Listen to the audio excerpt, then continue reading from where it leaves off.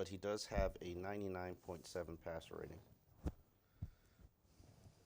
She'll get you to 71% completion. I believe that leads the league. 0.38 per pass.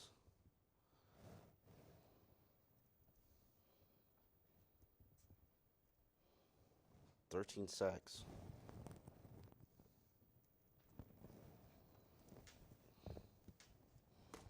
Okay. Hello, how are you? What's up? Let me just find where the Dolphins are, and then.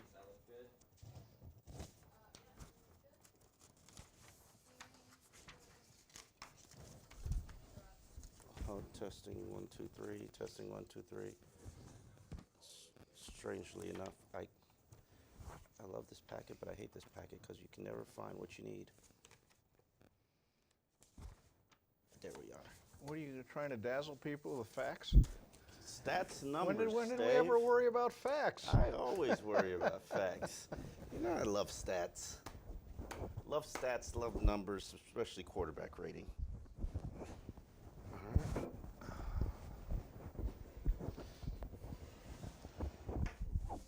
Damn, I look like a stuffed sausage. Red button.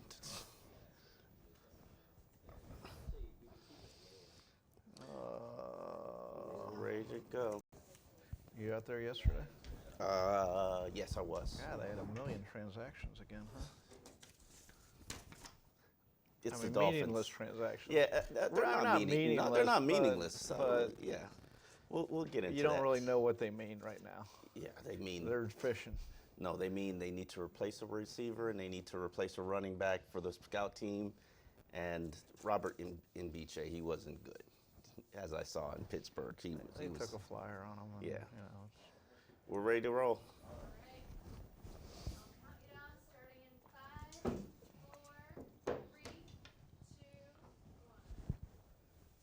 Well, welcome, Dolphin fans. Welcome to X's and Omar. I'm your host, Omar Kelly. This is Dave Hyde, Sentinel columnist. And the Dolphins have clawed, scratched, and fought their way to the first victory of the season, Dave. Congratulations. Round of applause for the Miami Dolphins. This team has gotten closer and closer and closer to a win.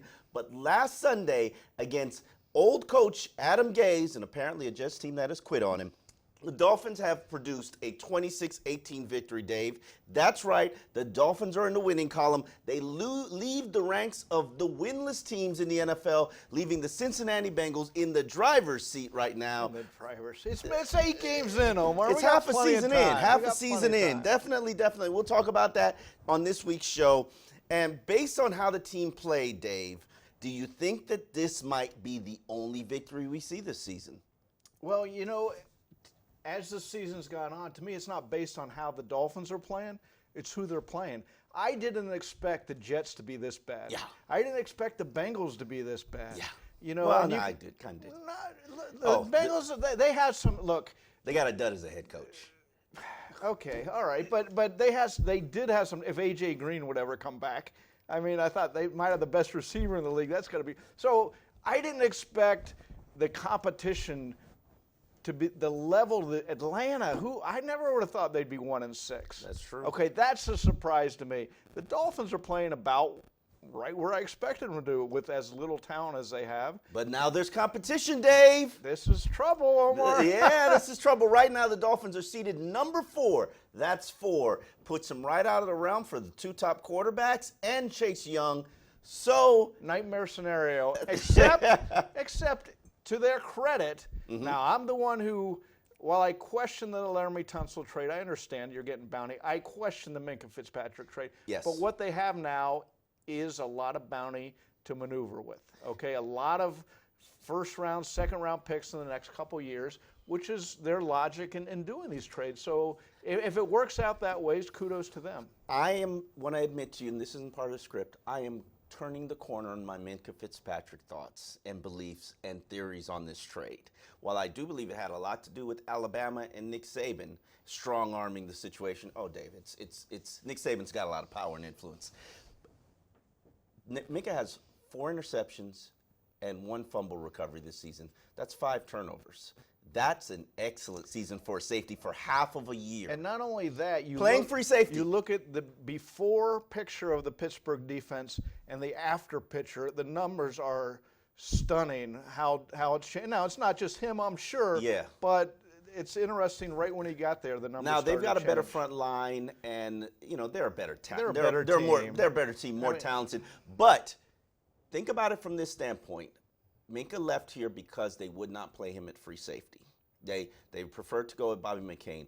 What if the Dolphins hadn't been stubborn about their approach in terms of how they used him? Why Why draw the line on this year? Well, that's old news, though. We're talking so far long ago, 6 weeks? Yeah, that's old drama. Let's get to the new drama of the Miami Dolphins. They won. That's the drama. No.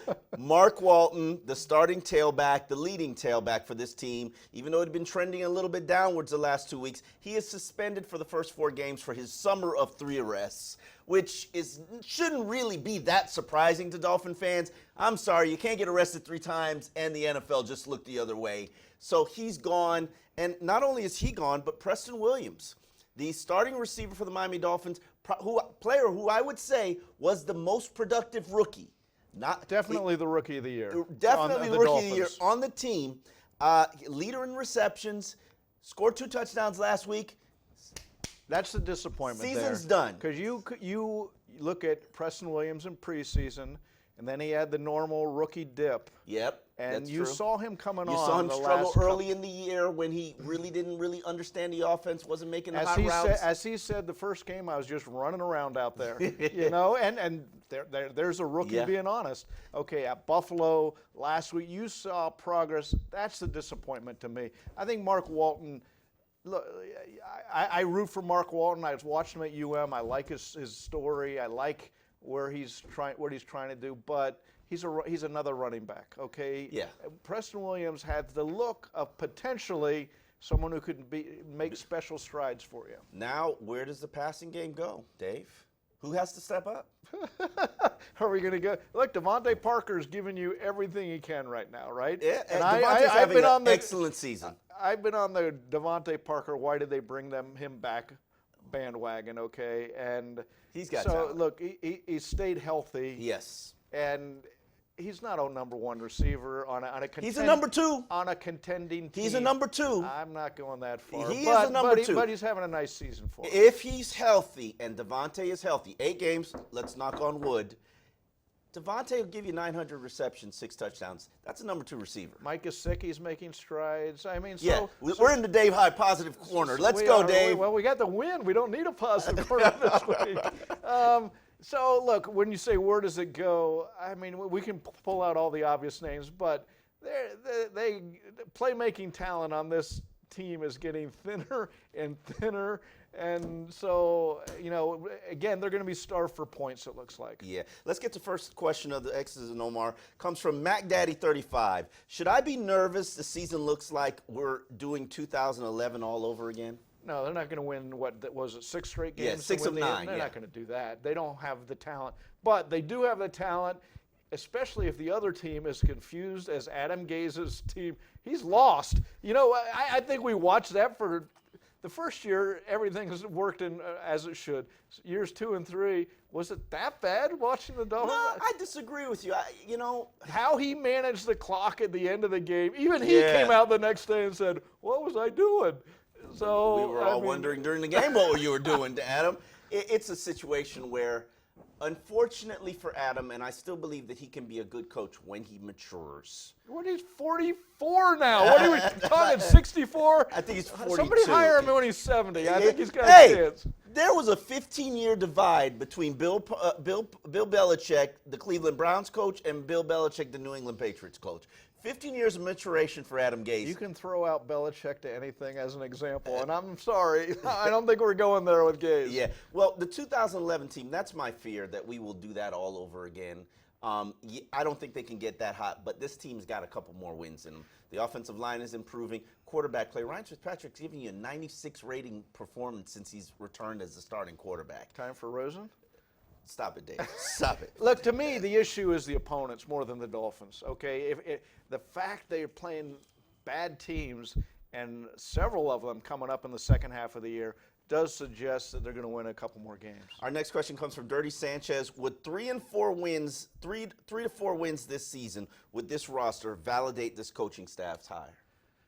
Well, the progress through the year would. Okay, what they dealt with in September with monstrous losses, national ridicule, okay, and some injuries on top of that as a normal season. But so that's what I wrote on Sunday after the game, which was if they had lost to the Jets twice, if they lose to the Bengals and you throw out the Giants and all these other bad teams, what would that say about the coaching staff? So, look, you need the coach and you need the quarterback.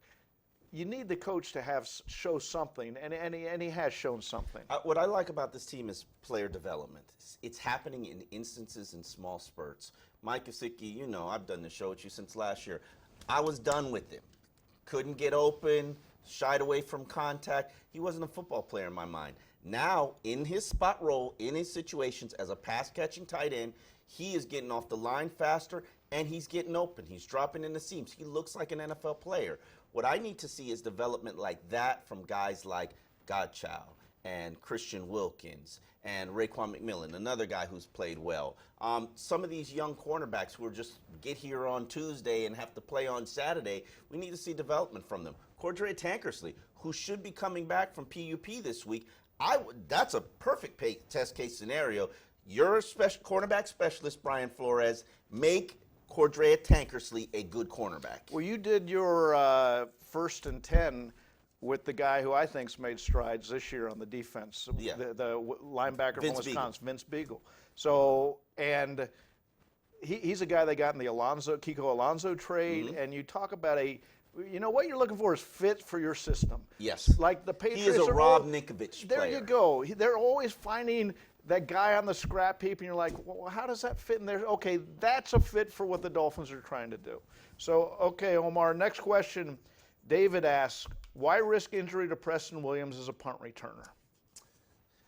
This is a question that bothered me a lot after the game because I don't think fans understand the importance of special teams. I've covered football long enough to know the third phase of the game is very important, especially in a field position standpoint. Preston Williams was averaging 11.2 yards per punt return.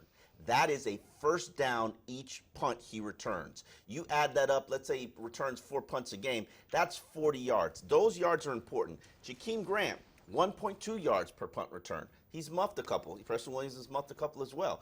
Preston Williams was the #1 punt returner in the NFL. Dolphin fans don't realize that. Yes, he got injured. But if the coach is determined that you're healthy enough to catch the football and play and have you out there, that wasn't what, he did get hurt on the knee on a punt return. But I'm sorry, first downs are important. Special teams is important. Sometimes you got to have your key players playing special teams. Raekwon McMillan plays special teams. Jerome Baker plays special teams. In past years, Rashad Jones has played special teams. It has to happen sometimes. And had Preston Williams played himself into that position where he's so valuable he can't be used as a punter? I don't think we were there. We weren't there yet. Yeah. Okay. West Virginia Fin fan wants to know what has been the main ingredient for Mike Gesicki's improvement this year. What do you think his ceiling can be? We got an opportunity to talk to the assistant coaches, and I talked to the tight end coach for the Miami Dolphins. And he said the key to Mike Gesicki's improvement was the fact that, yes, he's technically not a starter because they start Durham Schmeidt. They've been starting Nick O'Leary. I believe Clive Walford might have started last week's game. What he is he's a role player. And when he's not working with the first team, you know what Mike Gesicki's out there doing? He's running routes with the scout team.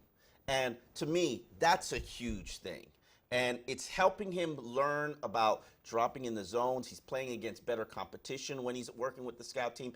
And it's helping him get open. And what the coach said was when the quarterbacks look at the film and see, hey, this guy's getting open, they'll look towards him a little bit more. And that's what you see is happening.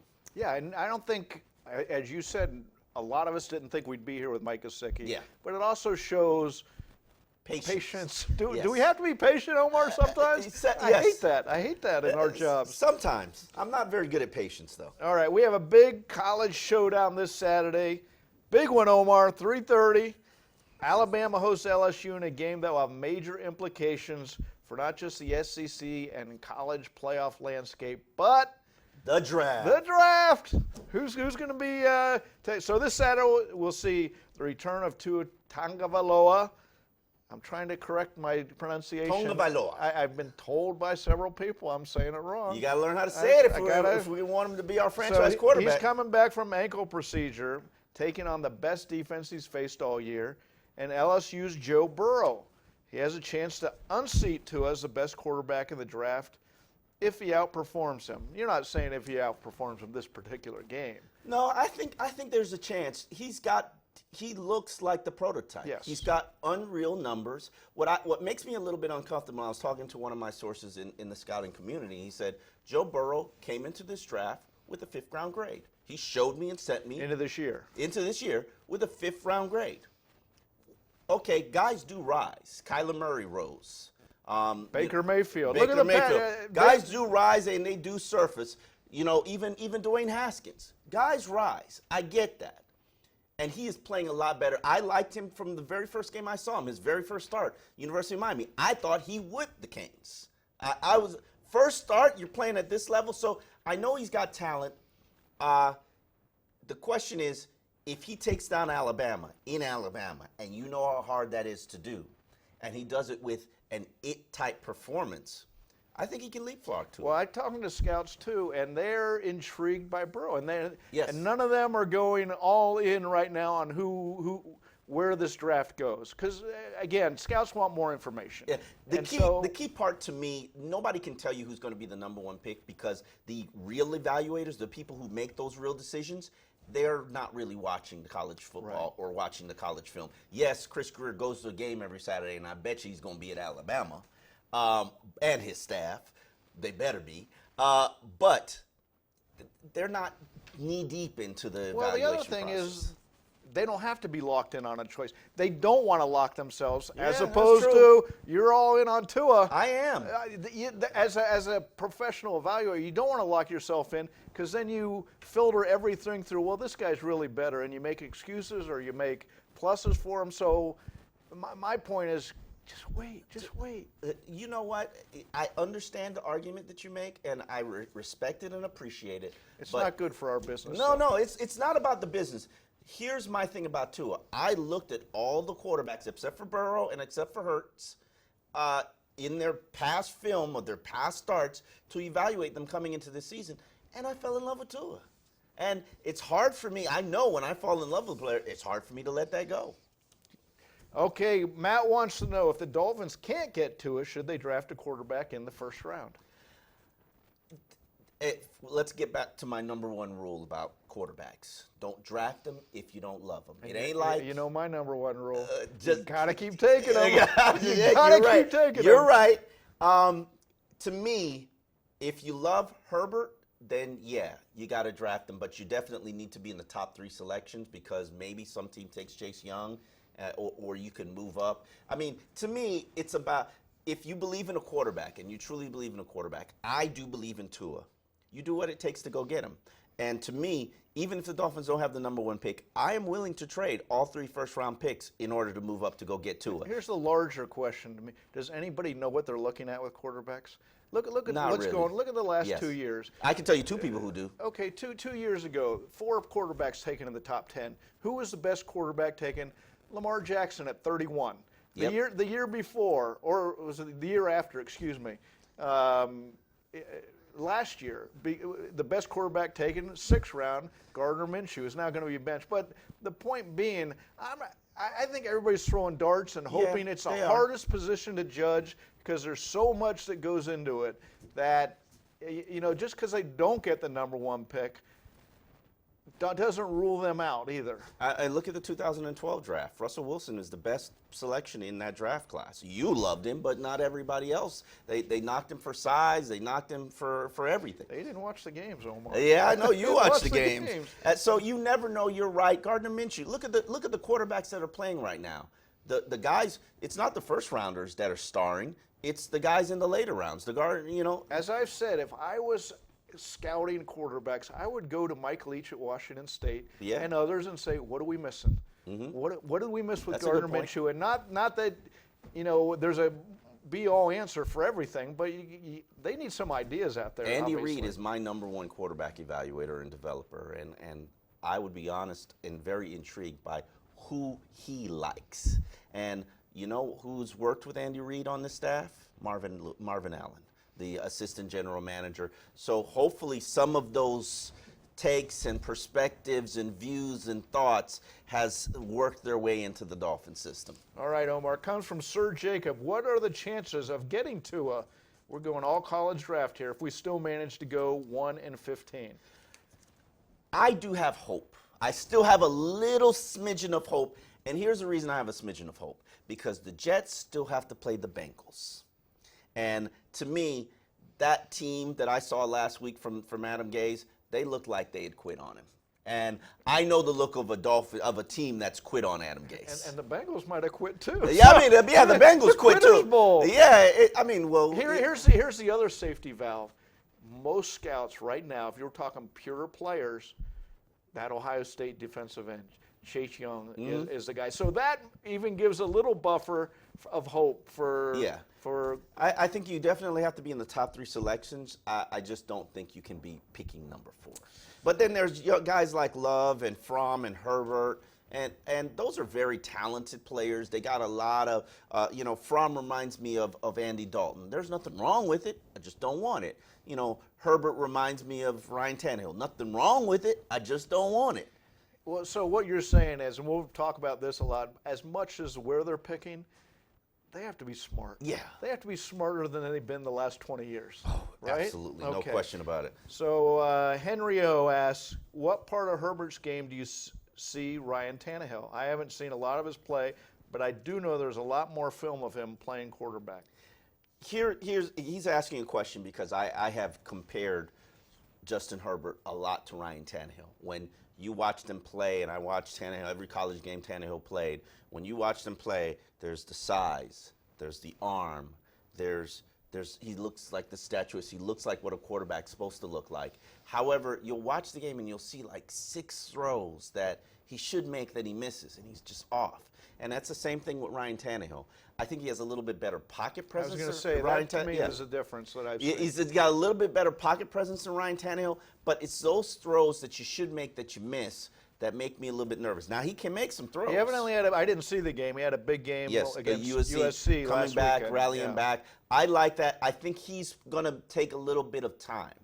I'm not really comfortable with the offense he's running and how it transitions to the NFL. I think he's going to take a little bit of time. And to me, I want the guy who's ready to go. I do. That's how I am. All right. Why is nobody talking about Jalen Hurts? JJ asked that. Jalen Hurts is a very interesting quarterback because he's athletic, he's throws with accuracy, he's good, he's producing a ton of touchdowns, he's one of the favorites for the Heisman. If he didn't take a loss early in the season, he probably would be the Heisman frontrunner right now. But what makes me uncomfortable is that he looks like a system quarterback. Lincoln Riley has pumped out quarterback after quarterback after quarterback. Heisman Trophy winner after Heisman Trophy winner. Number 1 pick after Baker Mayfield. If I am searching for a new head coach, he would be right up top of my list, and he could write his own check because I do believe that what he does is going to transition to the NFL and instantly make you a top 16 offense. But the quarterbacks, make me a little nervous. The other thing with Jalen Hurts, Nick Saban picked Tua over Jalen Hurts. So, you have to be really, really committed that Jalen Hurts is something special to take him higher than Tua. The Colts have endured a lot of adversity this season, which began with the unexpected retirement of Andrew Luck. But still, the Jacoby Brissett-led Colts, they're 5-3, Dave, heading into Sunday's game against the Miami Dolphins. Now, they faced a lot of injuries, and that includes Brissett, who probably will not play because of the MCL sprain that he suffered last week. But they've got T.Y. Hilton, who's sidelined by a calf injury, Malik Hoyer, who's sidelined, Jabal Shear, Pierre Desir. Quentin Nelson's also battling an injury. Could this be the week where you see an injury-decimated team take a loss to the Miami Dolphins? No, I don't think so. Because the Colts, everybody's looking around the league. What's the model to follow for the Dolphins? What's the model? the Colts, to me, are a great model to follow. Chris Ballard, their general manager, has made so many good decisions. That roster, even if they're missing these players, is still stacked to the point that it's not even comparable, the talent on one side to the other side. Even without Brissett, Brian Hoyer last week produced 105.9 quarterback rating. You know I love my quarterback rating. You do love this quarterback rating. 3 touchdowns, 1 interception. That's still a level of play, and we've seen he's a fringe mid-tier. I mean, let's not be throwing out 105.9 with Brian Hoyer. That's Hey, it's 105.9 with Brian Hoyer. It was 1 week. But I think they are a well-coached team. But there is a certain point in the season when injuries do become a factor with how teams play. And the Colts might be getting to that breaking point. Yeah, but he also is saying, we got the Dolphins coming up. Come on, I don't care what kind of injuries we have. We can beat the Dolphins at home, right? This team is trending up, Dave. Ben asks our first question, if Brissett doesn't play, does this become a winnable game with Brian Hoyer as a starter? Well, look, anytime you're playing a Brian Hoyer, yes, it's a winnable game in the NFL, right? All right, that's fair. But on the other side, they're looking across the Dolphins and saying, where's the average player on this team? Yeah, where's the average talent? There's some average talent, but there's a lot of guys who are fighting and clawing and scrapping for their NFL survival and their NFL future. Now, what the Dolphins have going for them, as we saw with the Jets last week, a lot of these teams that thought they were going to be good and aren't are quitting right now. And it's going to get more pronounced as the season goes. The Dolphins, with all these hungry players, they aren't going to be quitting. That's true. And a lot of people say, well, Brian Flores has this team fighting. They haven't quit on him.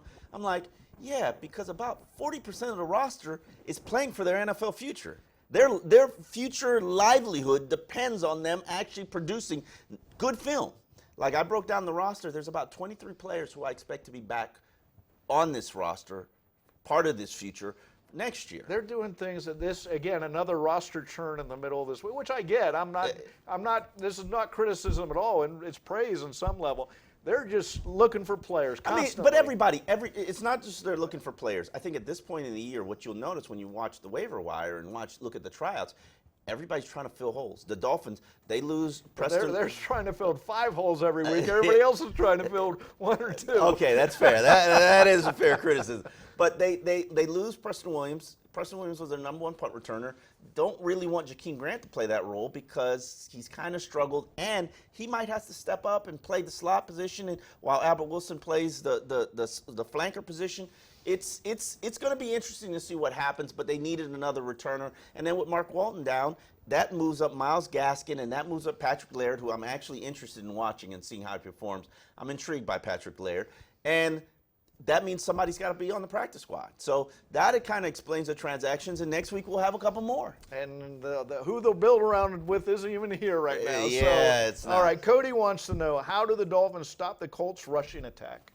You know what? Marlon Mack, he happens to be a guy who was on my man crush list. I would have swore. Great pick. Great selection, great talent. I wish the Dolphins would have made it. We wouldn't be here searching for running backs. He is a dangerous, talented weapon. 679 rushing yards, 3 touchdowns on 159 carries. But a lot of that production comes from that offensive line. Right. And here's one thing that I will say. Who coached that offensive line last year? The Miami Dolphins offensive line coach. He knows their strengths and their weaknesses. He knows how to attack them, and that's something that he can instantly share to Patrick Graham, and hopefully How'd that that helps. work for all these coaches against the Patriots this year? All the Patriots coaches, their knowledge of the Patriots. They didn't have the talent. It's a good offensive line. If Quentin Nelson's he's banged up. He's got a hip game. injury. Yeah. He's going to play, but he's not going to play like himself. Yeah, you tankers, you want Quentin Nelson to be out there.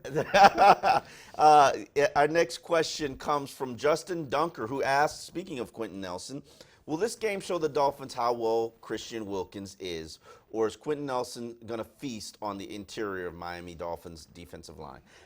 One, let me explain something. Christian Wilkins primarily plays against the right guard, not the left guard. Quentin Nelson is a left guard. This is a Godchild game.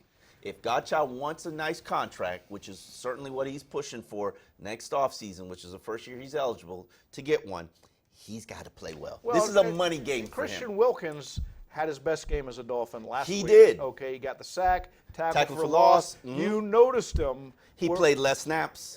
And he's probably My overplaying. My snap count for him is 35 snaps. He is in the Jordan Phillips realm. Hi, Jordan.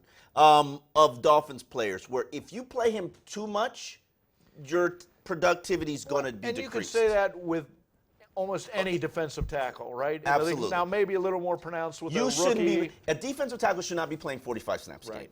And if you start to decrease, now it's going to be hard considering they don't really have any backup defensive tackles. Minor detail. Just a minor detail. If you start to decrease his workload to 35 snaps a game, I think you will see more production, more impact plays. I want to point out this is the second game this season the Dolphins have held an opponent to less than 100 rushing yards. And that was a key factor in this victory. So it's right. time for predictions, Dave. Let's go, Omar. Who you got?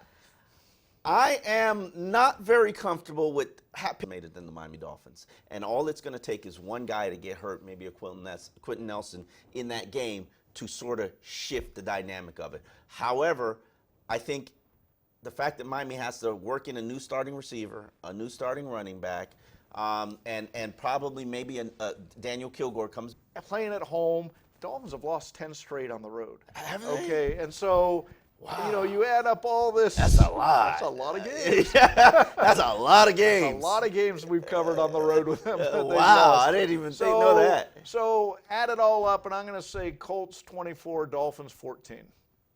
Well, thank you for watching X's and Omars. We will be back next Wednesday where we will discuss whether the Dolphins have pulled out their second victory of the year. Don't get scared, Omar. Listen, I'm letting it go. You're coming to peace. I've come to terms with it. Until the Bengals win a game, two is in my past. I'm sorry. Thank you for watching X's and Omars. We'll see you next Wednesday.